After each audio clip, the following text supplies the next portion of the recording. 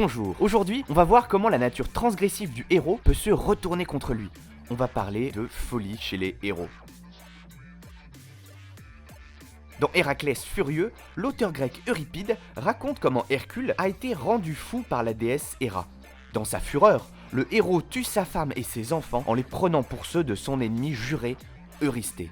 En voici un extrait. L'enfant gît sur le dos. Le marbre des piliers est couvert de son sang. Il expire. Héraclès pousse un cri de joie et triomphant. Voilà tué un des petits d'Eurysthée. De la haine de son père, sa mort m'a vengé. Il dirige son arc sur un autre qui s'était tapi contre la base de l'autel, croyant y être bien caché. Le malheureux devant son père se jette à ses genoux, tend la main vers son menton et son cou. « Ô père chéri » s'écrie-t-il, « ne me tue pas !» « Père, je suis à toi, je suis ton fils.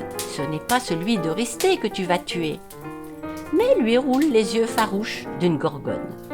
Et comme l'enfant se tient trop près de l'arc funeste, avec le geste du forgeron qui frappe le fer rouge, au-dessus de la tête il brandit la massue, l'abat sur la tête blonde de l'enfant, fracasse ses os. Après avoir tué le second de ses fils, il marche à sa troisième victime, pour l'égorger sur les deux autres. Mais il est devancé par la malheureuse mère. Elle soustrait l'enfant et l'emporte dans l'intérieur du palais.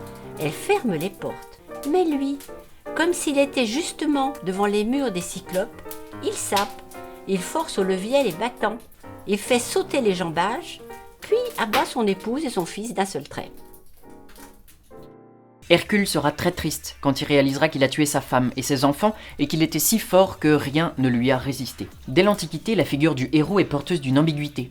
La puissance de cet être extraordinaire peut se retourner contre ceux qui l'aiment. La démesure de ce héros qui transgresse les lois de la nature, par sa force, par sa vitesse, par la taille de ses pieds, s'appelle l'hubris, et c'est un concept très important chez les Grecs, car il menace tous les héros. Ainsi, Hercule n'est pas le seul exemple de folie héroïque. Ajax, c'est le plus grand héros des Grecs pendant la guerre de Troie. Il est dépassé seulement par Achille.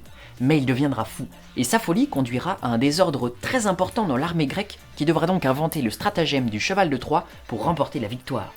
La folie du héros est non seulement dramatique dans cette histoire, mais aussi parce que, comme on l'a dit, le héros représente l'idéal de la société. Quand il se met à massacrer des innocents, c'est toute l'échelle de valeur de la société qui tremble sur ses bases. Ce n'est pas un hasard si la folie est généralement causée par un dieu en colère. Et le mécanisme de la terreur et de la pitié se met alors en place. D'un côté, on est terrorisé par ce grand homme surpuissant qui devient fou, et de l'autre, on éprouve de la pitié pour ce héros qui perd tous ses moyens. Par conséquent, le héros est un être à la lisière de l'humanité, dont les hauts faits le rapprochent de la divinité et qui tire sa marginalité de sa propre puissance. Mais parfois, les dieux le rappellent à sa condition humaine en se jouant de lui. Alors, le héros est-il si différent de nous ? Eh bien, c'est ce que nous verrons dans la prochaine vidéo. J'espère qu'il y aura enfin des blagues dans celle-là.